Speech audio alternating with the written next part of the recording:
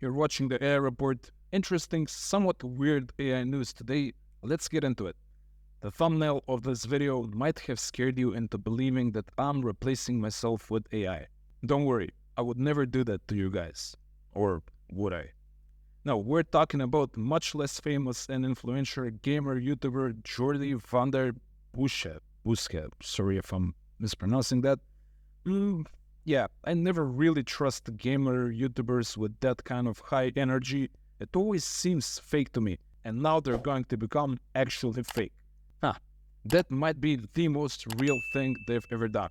Nah, I'm kidding. I wish well on all creators. I don't want to start any beefs here. I'm not sure their audience will receive this change well though.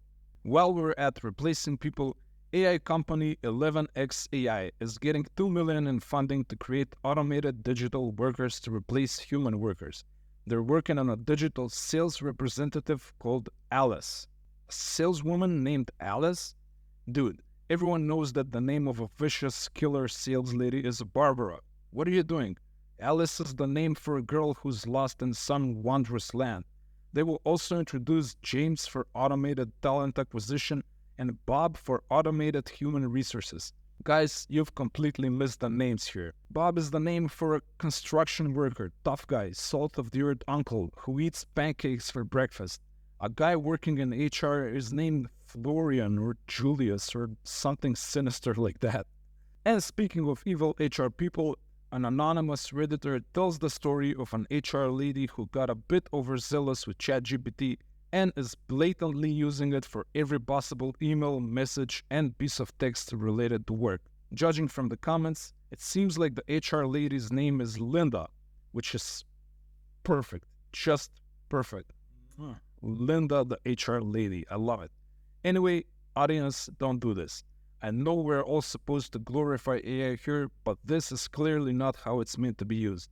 Although, by not including any human input, Linda from HR is effectively not training her own replacement, so she might be onto something here.